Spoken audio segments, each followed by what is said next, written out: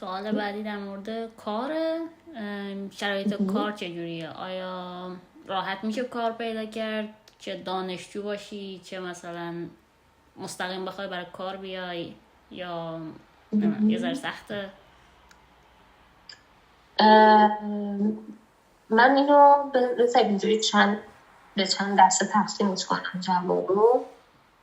اینکه شما وقتی به صورت دانشجویی اگه بیای، همونطور که گفتم 20 ساعت میتونی کار کنی و به خاطر حالا این میزان و مدت کاری که میتونی در هفته داشته باشی کارها بیزید میشن و معمولا کارهای جنرال یا کارهایی که توی دانشگاه هست مناسب میشه برای دانشجو. خیلی از کارفرماها میخوان که مثلا یک فرد به صورت فول تایم بخواد اونجا کار کنه، ولی دانشجوها اینو معمولا نمیتونن. البته یه چیزی که هست، این 20 ساعت در هفته وقتی که حساب میکنیم مثلا یک ساعت خاصی در سال میشه، فرضاً 1000 ساعت. خب یک فرد میتونه این 1000 ساعت رو توی 6 ماه انجام بده و 6 ماه بعد کار نکنه. یعنی این هم یه مقدار برشون انعطاف پذیری رو داره. بیشتر به قول میزان اون ساعت در سال مهمه، ولی متوسط میشه 20 ساعت در هفته. جدا از این یه فرد میتونه به صورت فریلنسینگ و خوداشتغالی کار کنه و خودش اون مالیاتی که میده رو اظهار کنه، درآمد و مالیاتی به قول اظهار کنه. توی این حالت یه دانشجو هم میتونه اینو داشته باشه و توی این حالت محدودیت ساعت نداری، ولی به قولی یه سری قوانین دیگه خودشو داره دیگه. و یه سری این حالت دیگه هم برای دانشجو اگه بگیم استخدامای پروژه محور هست. استخدامای پروژه محور توی قراردادها ساعت ثبت میشه، بلکه تعداد پروژه ثبت میشه و به خاطر همین اداره مهاجرت این قضیه مشکلی نداره. مطمئنا مطابق با میزان درآمدی که داری مالیات مربوطه کم میشه و روند قانونی هست. از این لحاظ که بگیم مستقیم کاری بیان خیلی خیلی خیلی کم من این رو دیدم و شنیدم. به نسبت مثلا آلمان و هلند، مطمئنا ایتالیا از این لحاظ خیلی هنوز جای کار داره.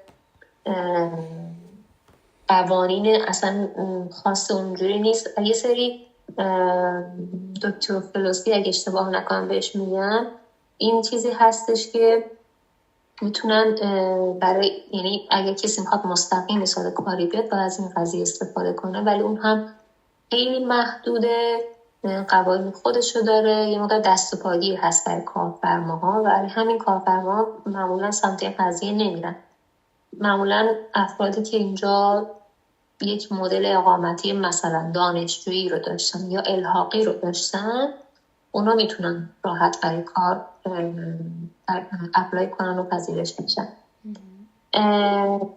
جدا از این قضیه، حالا اگه فرض کنیم یک دانشجو اومده درسشو خونده، در مدت کارش مدت درسش کار هم کرده، بعد از اتمام دانشجویی ایتالیا 1 الی 2 سال امکان اقامت جستجوی کار رو برشون میده و توی این مدت میتونن پیگیر کار باشن. و این اقامت جستجوی کار فرضش بر این هست که خب فرد چون کار نداره، پس اون میزان حداقل اون پولی که توی بانک باید باشه رو براش استثناء قائل میشن، یا مثلا بیمه‌ای که باید داشته باشه براش استثناء قائل میشن تا زمانی که بتونه کار پیدا کنه. این از این. و بعد یا این که نه، دانشجو درسشو تموم کرده، قراردادش رو هم داره، میتونه مستقیم تبدیل کنه به کاری، که در این صورت یه سری قوانین اداره مهاجرت داره برای این قضیه که شما مثلا بعد محل اقامتتون حداقل استانداردها رو داشته باشه، کارفرماتون باید پیگیر کارتون باشه و اینجور چیزا. این از این. اگه بخوایم بگیم که حالا شرایط کار چطوره توی ایتالیا به صورت کلی، خیلی چیز موثرن. ممکنه برای مثلا یک رشته یک نوع کار خوب باشه، ولی مثلا برای یه سری از رشته ها مثلا معماری چون اجماع شده نه شرایط خوب نباشه و حتی مثلا متوسط حقوقشون هم پایین تر باشه به نسبت متوسط حقوق بقیه. زبان خیلی مهمه توی این قضیه. این فاکتوری که مثلا شما اگه بتونین به ایتالیایی صحبت کنی شانستون 2 برابر یه فردیه که فقط میتونه مثلا به انگلیسی صحبت کنه. نه که نشدنی باشه ولی خب به هر حال موثر هست. من خودم توی محیط کاری هستم که همه با انگلیسی صحبت میکنن و از این لحاظ اوکی هست، ولی باز توی این محیط کار زبان ایتالیایی میتونه خیلی موثر باشه و برای همین آدم تشویق میشه به اینکه هرچه سریعتر برای اینکه بتونه پیشرفت کنه اون زبان رو یاد بگیره. و شهر محل زندگی خیلی مهمه و این تفاوت بین شهر بزرگ و کوچیک توی کار پیدا کردن زیاد هست. برای همین خیلی از مهاجرت‌های حتی درون کشور بین خود ایتالیایی ها زیاده، بین مثلا از جنوب اومدن به شهر بزرگ، به روم، به میلان. و اینکه ولی در کل توی سالهای اخیر ایتالیا بالا پایین خیلی زیادی رو داشته. توی سالهای 2008 اون هلوش 2008 مثلا افت زیادی رو داشته و بعد وقتی میخواست پیشرفت بکنه کرونا پیش اومد و دوباره این افت رو داشت و الان توی بازه پیشرفت بود بعد از کرونا، ولی توی چند ماه اخیر مثل خیلی از کشورهای دیگه مثل آمریکا، کانادا و جاهای دیگه شرکت‌ها به خاطر صرفه‌جویی سرعت استخدامشون رو کم کردن و یا حتی تو بعضی از مثلا کیس‌ها افراد مثلا لیاف شدن. ببخشید این اصلا چند افراد لیاف شدن میگم بعد این از این و بعد نرخ بیکاری در حال کم شدنه به صورت متوسط. حدوداً مثلا سال پیش 7.7 بود اگه اشتباه نکنم و الان حدود 7.2%. این به صورت متوسط هستش، اما بیکاری بین جوانات بیشتره و توی سال پیش تا الان از 22% رسیده به 20%. این به صورت کلی هست، ولی خب شرکت به شرکت هم حتی میتونه متفاوت باشه، صنعت به صنعت میتونه متفاوت باشه. یه چیزی که مؤثر هست توی ایتالیا توی اون کیفیت کار کردن این هستش که متاسفانه توی ایتالیا حداقل حقوق وجود نداره و این باعث شده که مثلا توی جنوب ایتالیا به ازای هر ساعت کار شاید 4 یورو پرداخت کنن و توی شمال ایتالیا مثلا به ازای هر ساعت کار متوسط مثلا 10 یورو. و خب این تشویق میکنه افراد رو به این که به خاطر کار مهاجرت کنن، ولی میگم نبودش برای خیلی از شهرها معضله، باعث مهاجرت میشه. ولی اگه بخوان همین رو یک باره تصویب کنن مطمئناً توی یه بازه کوتاه خیلی تورم شدیدی برشون به وجود میاره و حالا همه منتظرن که این قانون تصویب بشه. امیدوارم که در هر صورت وقتی هم که تصویب میشه اثر جانبیش کم باشه. یه نکته دیگه من مد نظرم نیست، ولی در کل اون فاکتوری که گفتم خیلی موثرن. یعنی یک فرد اگر میخوادش که بهترین شانس رو داشته باشه باید هوشمندانه رشته رو توی ایتالیا انتخاب کنه، باید به زبان ایتالیایی صحبت کنه، شهر محل زندگیش رو حالا شاید مجبور باشه تغییر بده و چیزای دیگه. بعد گفتی که خب درآمدم فرق میکنه بین جنوب تا شمال، ولی مثلا یه بازه میتونی بدی بر مثلا میلان، بعد اینکه آیا کفاف زندگی رو میده این یا فقط در حد بخورنمی رو این خرجای ماهانه و پرداخت غذا ایناست؟ توی ایتالیا متوسط میزان درآمد 3500 یورو که خب با حالا کسر مالیات میشه گفت متوسط مثلا 2000 یورو میمونه برشون. توی شمال این متوسط در میشه، مثلا ممکنه 2500 3000 یورو بشه و توی جنوب کمتر، خیلی کمتر. باز حالا رشته به رشته، نوعش رو همه اینا موثرن. اگه بخوام در مورد کفاف دادن بگم، برای یک فرد، برای خودمون فرد کفاف میده، ولی میشه گفت اون میزان امکان ذخیره کردن براش خیلی کم میشه. و توی خانواده اگه باشیم اصلا کار کردن یک نفر کفاف نمیده، حتما باید حداقل توی 2 نفر کار کنن توی این قضیه. و باز حالا به نوع کار هم اثر داره توش، ولی حالا بعداً باز مثلا در موردش صحبت میکنم که چه راهکارهای خودشون دارن برای که این قضیه رو جبران کنن. بعد اینکه فرق زندگی تو پایتخت و شهرهای نزدیک به اون چجوریه؟ حالا نمیدونم، هم از نظر امکانات تفریحی بگیم، هم هزینه زندگی. دقیقا این همون جایی هستش که میخواستم در مورد اون راهکاره بگم. یکی از فاکتورهایی که خیلی مهمه روی میزان اون هزینه‌های ماهانه، هزینه اقامت هستش و معمولا شهرهای بزرگ مثل روم، میلان، فلورانس و غیره هزینه اقامت خیلی بالایی رو دارن و این میتونه برای خانواده خیلی اثرگذار باشه. برای همین خیلی از خانواده ها توی شهرهای اطراف اون شهرهای بزرگ زندگی میکنن و برای کار رفت آمد میکنن. این راهکاری هستش که یعنی استفاده میکنن برای صرفه‌جویی. این یک قضیه هستش و چیزی که هست اینه که باز مثلا بین میلان و روم هم فرق میکنه. مثلا میلان هزینه زندگیش نسبت به روم خیلی بیشتره و شاید مثلا توی روم این مردم اوکی باشن با زندگی کردن توی خود روم و پرداخت اجاره توی اونجا.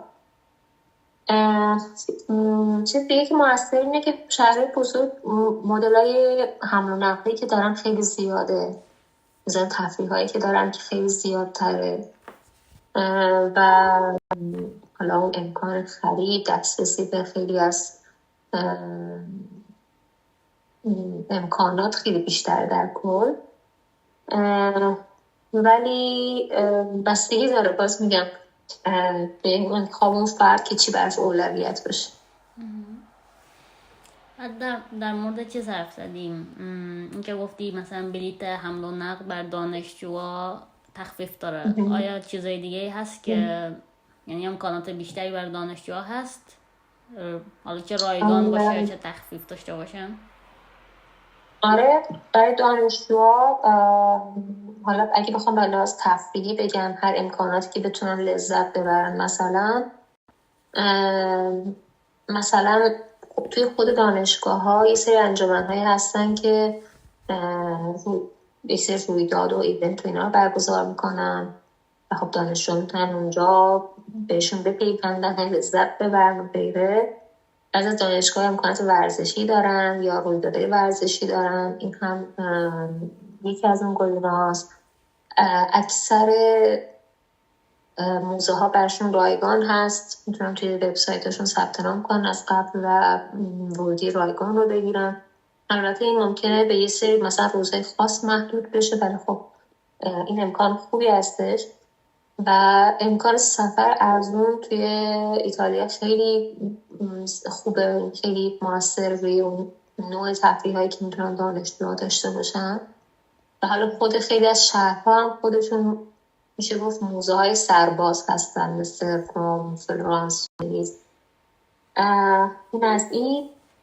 و خب یه سری خورده فرهنگ هایی که مثلا خود ایتالیا داره یا مثلا شهرهای شمالی ایتالیا دارن که خیلی بار هزینه‌ای ندارن ولی خب به لحاظ کیفیت خیلی میتونه اثر بذاره. مثلا عصرها برای اپراتیو جمع شدن مثلا. این از این. و حالا بلاس تخفیف‌های دانشجویی باز میگم اون حمل و نقل بونسی که دارن در کل اون عدد مالیاتی که میگیرن اکثر جاها یک شاخصه هایی دارن و میتونن اونها اعمال کنن، چه روی حالا بیمه، چه روی حتی مثلا برای بیمه. حالا اگه مثلا بخوام اینجا بگم ایتالیا بیمه خیلی خوبی داشت برای دانشجوها. ببخشید سالانه 150 یورو بود و متاسفانه امسال قانون جدید تصویب کردن و این افزایش دادن چون دیدن خیلی انگاری بار هزینه‌ای داره برای دولت و از 150 یورو رسید به 700 یورو. این بیمه سالانه 700 یورو خیلی زیاده. برای همین حتی خیلی از دانشجوها دیگه امسال اقدام نکردن برای این بیمه. البته این بیمه دولتی هست، آپشن های بیمه های خصوصی هم هست با هزینه های کمتر، ولی خب اون کاور کمتری هم داره. به همین حالا بیمه دولتی شما با عدد ایزه های پایینی حتی میتونین مثلا کارهای دندون پزشکیتون رو با تخفیف خیلی بالایی انجام بدین. البته مثل خیلی از شهرهای اروپایی وقتی که شما بیمه دولتی داری میزان اون مدتی که باید صبر بکنین برای اینکه نوبت متخصص بهتون داده بشه متاسفانه زیاده. از این لحاظ نمیشه گفت نقالی سیستم راندمان خوبی داره، ولی یه چیزی هم که هست باز همین سیستم مثلا یک فرد حتی اگر بیمه نداشته باشه خیالش راحته که اگر موارد اورژانسی پیش بیاد، اگر تصادفی پیش بیاد به هر نحوی کل پروسه درمانش رایگان خواهد بود. بعد حالا نمیدونم اطلاع داری یا نه، ولی آیا هستن که شرکت های خصوصی بیمه خصوصی هم داشته باشن مثلا کمک کنه؟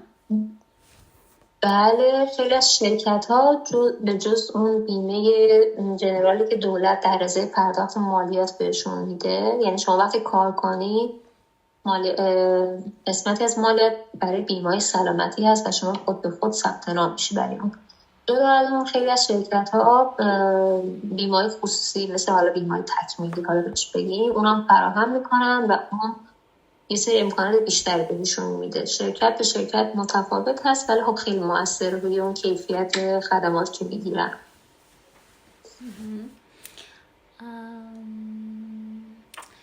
بعد حالا بریم سراغ نکات مثبت و منفی که ایتالیا برای دانشجو داره و اینکه مثلا برای فردی که کار میکنه.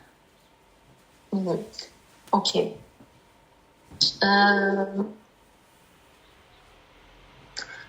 بخوام نکات مثبتی که برای دانشجو هست رو گفتم.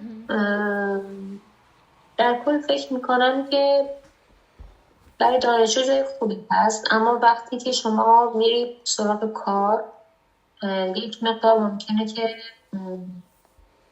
باز بسته به برنامه ریزی و تلاشی که کردی ممکنه متفاوت باشه، ولی ممکنه که با یه سری چالش ها برخورد کنی، هرچند که مسیر جوری طراحی شده که شما بتونی کار پیدا کنی. حالا چه در طول دوره دانشجویی مثلا کریر سرویس دانشگاه این کمک رو بهتون میکنن و یا چه بعد از اتمام دانشجویی اون 1-2 سالی که اقامت جستجوی کار بهتون میدن و از این دست موارد. ولی خب یک مقدار میشه گفتش که مثلا کار پیدا کردن توی ایتالیا شاید سختیش 2 برابر کار پیدا کردن توی آلمان باشه. این اگه بخوایم که مقایسه اینجوری بکنیم، توی آلمان معمولا مشهور هست به این که فرصت کاری خیلی زیاده و این خب خیلی مؤثر برها. بعد مسئله بعد این که به عنوان دانشجویی بخوام نکات منطقی که دانشجو باش برمیخوره، شرایط تمدید کارت اقامتی هستش خیلی روند فرسایشی داره.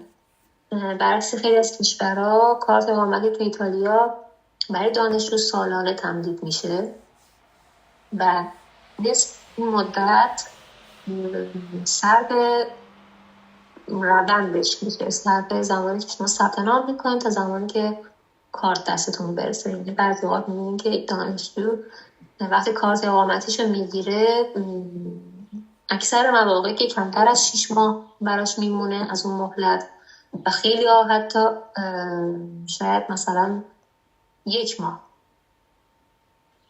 اینقدر من حتی این تجربه داشتم که کارت رو تحویل گرفتم و هفته بعد اقدام کردم برای تمدید کارت برای سال بعد. اینقدر یعنی بعضی وقت ممکنه روند تمسخرآمیز باشه به قولی. این که از چیزا مورد بعدی اون مانع زبانیه. البته خب بستگی داره. یه دانشجو میتونه اینجا بیاد به انگلیسی درس بخونه و این خودش یک امکانات برای اون، ولی از یه سمتی وقتی که درس تموم میشه اگه میخواد وارد محیط کار بشه و شانس خوبی داشته باشه ندونستن زبانی یه مانع زبانی خیلی بده. برای همین بعضی دانشگاه که اینو متوجه شدن مثلا دانشگاه تورین، دانشگاه میلان، پلی‌تکنیک میلان شرط فارغ التحصیلی رو نقلی یک شرط دیگه هم برش گذاشتن که شما مدرک آدوی زبان ایتالیایی رو هم بگیری و این خب خیلی اثر خوب میذاره برای خارجی ها برای اینکه بتونن بهتر وارد محیط کاری بشن و سریعتر. مورد بعدی این که ویزای الحاقی گرفتن برای دانشجو عملاً میشه گفت ناممکنه. این 90-95% این قضیه ناممکنه. برعکس خیلی از کشورها که امکان دارن که وقتی دانشجو میاد همسر یا پدر یا مادرش رو بتونه مثلا الحاق کنه. این قضیه برای افراد متأهل ممکنه موثر باشه. و مورد بعدی اینه که دانشجو چون پشتوانه مالی خیلی قوی نداره ممکنه وقتی شما برای گرفتن خونه اقدام کنید روی شانستون اثر بذاره. اکثر سازمان‌ها از شما یک گارانتی میخوان، از یک ضمانت یک فرد رو میخوان و خب برای دانشجوی خارجی این مقدار سخت‌تر هست. این از این دیگه دیگه اگه بخوام بگم بریم سراغ مثلا برای مهاجر اگه بگیم، حالا نه به عنوان دانشجو کلا به صورت برای یک مهاجر مورد مثبتش اینه که کشور به لحاظ آب و هوا و مردم کشور خیلی خوبیه و قولی خاک دامنگیری داره برای بعضی ها، ولی وقتی که بخوایم برای کار بگیم اینقدر ممکنه این قضیه به قولی متفاوت باشه و وقتی رو مقایسه میکنه مثلا با کشور همسایه که تشویق میکنه به رفتن از ایتالیا به خاطر اینکه بتونی درآمد مثلا 2 برابری رو در یک کشور همسایه داشته باشی. و روند گرفتن پاسپورت هم خیلی طولانیه اینجا. حداقل شما با 10 سال اقامت داشته باشی تا بهتون پاسپورت بدن و حالا تا زمانی هم که پاسپورت دستتون برسه فکر میکنم بین 12 تا 14 سال طول میکشه. یعنی بعد از 10 سال امکان ثبت نام امکان اقدام رو داری ولی تا دستت برسه 14 سال طول میکشه. بیا اینجا 8 سال. حالا اون 2 سال هم باز خیلی، ولی خب مثلا اگه بخوایم اینو مقایسه بکنیم باز با کشور همسایه مثل آلمان که اینو کمتر کردن بین 3 تا 5 سال و خب این خیلی تفاوت زیادیه. از لحاظ برای فرد کار میکنه نکات مثبت میتونم بگم اصلی ترین نکته مثبت اون میزان دریافتی هستش که شما در زمان بازنشستگی دارید.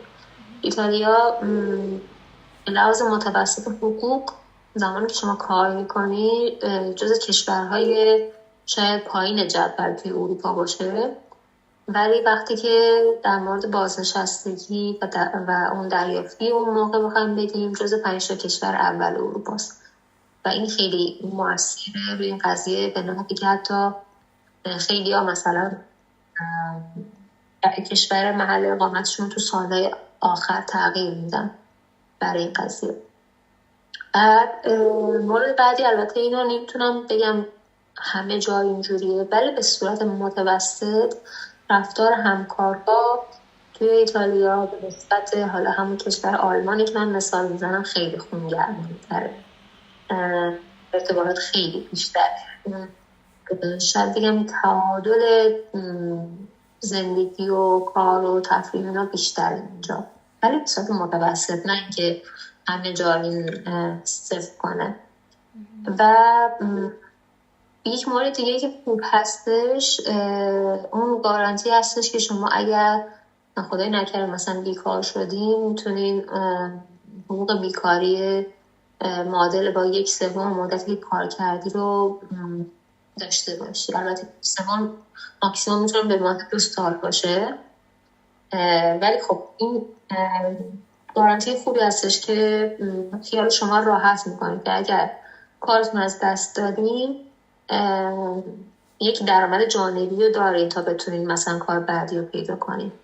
این برای همه صرف نمیکنه، برای بعضی از شرایط کاری هستش، ولی خب باز خوبه. اگه بخوام منفی بگم برای فردی که اینجا کار میکنه، اون میزان بالای مالیاتی که پرداخت میکنه و این خیلی واقعا زیاده به نسبت خیلی از کشورها. مثلا متوسط فکر می‌کنم بین 30 تا 35% شما مالیات میدید و میگم شاید حالا این مقالی جوابش رو آدم توی دوره بازنشستگی بگیره، ولی خب جور داره. شما تا جوان هستید تا کار میکنید خیلی از حقوقتون کسب میشه و دیگه این هستیم.